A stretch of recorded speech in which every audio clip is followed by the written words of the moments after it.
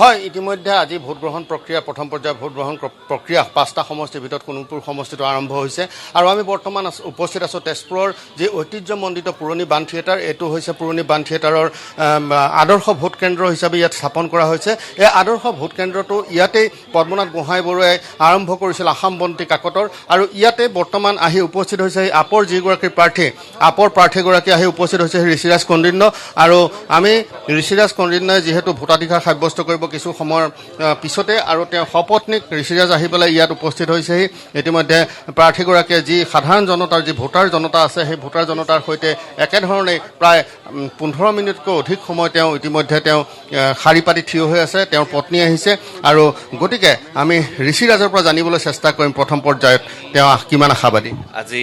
প্ৰাৰ্থী হিচাপে নিজে প্ৰথমে ভোট দিবলৈ আহিছোঁ জীৱনত বহুত ভোট দিলোঁ পৰিৱৰ্তন নাপালোঁ এবাৰ পৰিৱৰ্তনৰ আশাত নিজে নিজকে ভোট দিম প্ৰথম ভোটাৰ হিচাপে দিছিল এবাৰ প্ৰাৰ্থী হিচাপে হয় প্ৰাৰ্থী হিচাপে দিম আৰু আমি সদায় পৰিৱৰ্তনৰ আশাতে ভোট দিওঁ এইবাৰ পৰিৱৰ্তন ৰাইজেও কৰিব বুলি আশাবাদী আৰু আমি এটা পৰিৱৰ্তনৰ ঢৌ লৈ আহিছোঁ এই ঢৌত ৰাইজে আমাক যোগ দিম বুলি আমাক কথা দিছে আৰু ৰাইজে দিব বুলি আমি আশাবাদী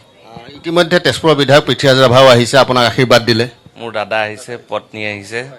আমাৰ এই মাহঁত আহিছে মাহঁত সিনিয়ৰ চিটিজেনত পৰে বাবে তেওঁলোকে আগতে ভোট দিব পাৰিছে কিছু সময় পিছত কিছু সময় আগতে আমি এটা বিৰল দৃশ্য দেখা পালোঁ সুস্থ গণতান্ত্ৰিক এটা দৃশ্য আপোনাৰ যিগৰাকী স্থানীয় বিধায়ক পৃথ্বীৰাজ ৰাভা অগপ বিধায়কগৰাকীয়ে আপোনাক শুভেচ্ছা বাৰ্তা দিছে ভাতৃ হিচাপে আপোনাক শুভেচ্ছা বান্ধি দিছে আপোনাক সাৱধি ধৰি কৈছে যে আপোনাৰ কাৰণে আচলতে পৃথ্বীৰাজ ৰাভা ডাঙৰীয়া বিধায়ক হোৱাৰ আগতে দাদা আৰু আমি চুবুৰীয়া কলিবাৰী নিবাসী আমি একেটা সাংস্কৃতিক পৰিয়াল শোণিতপুৰৰ সাংস্কৃতিক পৰিয়ালৰ আমি অংশীদাৰ গতিকে তেখেতে আশীৰ্বাদ কৰিছে আৰু আমাৰ ৰাজনীতি বস্তুটো এনেকুৱা আমি ৰাইজৰ সেৱা কৰিব বাবেহে ৰাজনীতি আমি ইয়াত ৰাজনীতিৰ মাজত নিজৰ মতভেদক লৈ কথা নাই কিমান ৰাইজৰ সেৱা কৰিব পাৰিছোঁ সেইটো বাবেহে ৰাজনীতি মই নতুনকৈ আহিছোঁ মই নজনা কথা থাকিলে তেখেতে মোক শিকাই বুজাই লৈছে বহু ধৰণে আজি 2 বছৰৰ পৰা যেতিয়া আমি পাৰ্টিৰ কাম কৰি আছোঁ দাদাক সোধোঁ দাদাই কয়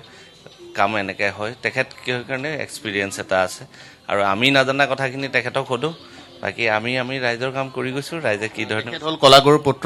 আপুনি নটসূৰ্য ফণী শৰ্মাৰ পৰিয়াল হয় পৰিয়ালৰ সেইকাৰণে কৈছোঁ আমি সাংস্কৃতিক পৰিয়ালৰ শোণিতপুৰৰ সাংস্কৃতিক নগৰী শোণিতপুৰৰ আমি একেটা পৰিয়ালৰে হয় আৰু ইয়াত জড়িত থকা সংস্কৃতিবান পৰিয়াল যোনে সংস্কৃতিৰ লগত জড়িত শিল্পী